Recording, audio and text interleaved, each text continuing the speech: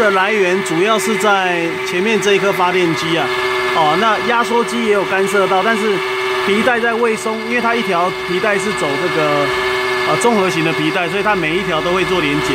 目前发现最大的振动源是来自于压缩机上方的这个这发电机，发电机的音是最大，然后其次的话是压缩机的一个声浪，那应该是互相传递干扰的问题。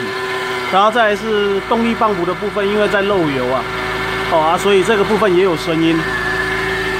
基本上3个主要的压缩机、发电机跟动力泵浦3个都有声音。以声音大小顺序的话，就是方向发电机为大，然后再来的话是冷气压缩机，再来的话是动力泵浦。